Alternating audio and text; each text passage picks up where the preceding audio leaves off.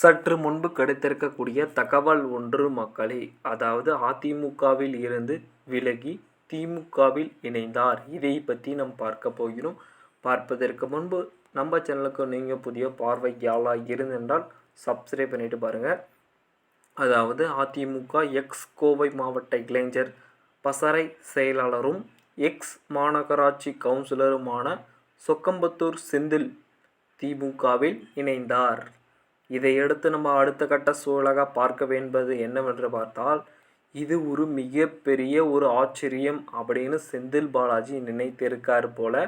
அதாவது கோவையில் எக்ஸ் அமைச்சர் செந்தில் பாலாஜி முன்னிலையில் செந்திலின் ஆதரவாளர்கள் சிலரும் திமுகவில் இணைந்துள்ளனர். என்னவென்று பார்த்தால், இதற்கு காரணம் அதாவது அதிமுகவில் இருக்கக்கூடிய செந்திலுக்கு சொந்தமான அவருக்கு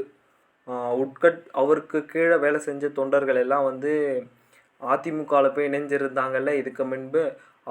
இதுக்கு முன்பு சிறைக்கு போனதற்கு முன்பு அவர் கூட சப்போர்ட் செய்த எல்லாரும் அதிமுகவில் டக்குன்னு மாறிட்டாங்க. இப்போ அதாவது இவர் செந்தில் பாலாஜி திமுகவில் இருந்து கடுமையாக உழைக்கிறார். இப்போ திமுக முன்னணியில் இருக்கிறதுனால அதிமுகவில் இருந்த இவர் பழைய ஆளுங்க எல்லாம் இப்போ திமுகவில் இணையிறாங்க. அதாவது செந்தில் பாலாஜி ரெக்கமெண்ட் பண்ணுறாரு. இதன் அடிப்படையில் தான் சிலரும் ஒரு முன் உதாரணமாக எடுத்துக்கொண்டு வராங்க.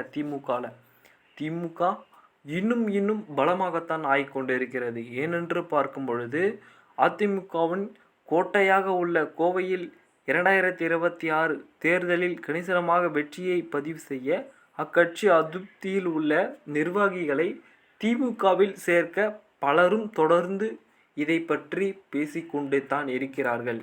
இதற்கு காரணம் யார் என்று பார்த்தால் செந்தில் பாலாஜி தாங்க. திமுகவிலேயே கடுமையாக உழைக்கக்கூடிய ஆள் யாருன்னு பார்த்தீங்கன்னா செந்தில் பாலாஜி தான். ஏனென்று பார்த்தால் இதுக்கு முன்பு அவர் சிறைக்கு போவது உண்மை, அவர் மீது வழக்கு இருந்தது உண்மை. ஆனால் அதை எல்லாத்தையும் தள்ளுபடி பண்ணிட்டு அதற்கு தேவையான விசாரணை எல்லாம் முடித்த பிறகுதான் இப்போ ஒரு பதவியில் செந்தில் பாலாஜியை உள்ளே சேர்த்துருக்காங்க. அந்த பழைய பதவியிலே உங்களுக்கே தெரியும் என்னென்னு.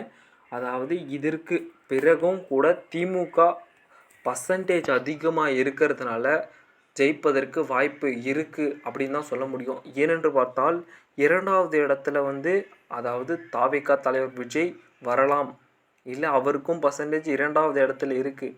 3வதாக எடப்பாடி பழனிசாமியும் வரலாம் அப்படின்னு எதிர்பார்க்கப்படுகிறது. பொறுத்திருந்து பார்ப்போம் என்ன மாதிரியான சூழல் நடக்கப் போகிறது என்று. நம்ம சேனலுக்கு நீங்கள் புதிய பார்வையாளர் இருந்தென்றால் சப்ஸ்கிரைப் பண்ணிட்டு பாருங்கள். நன்றி, வணக்கம்.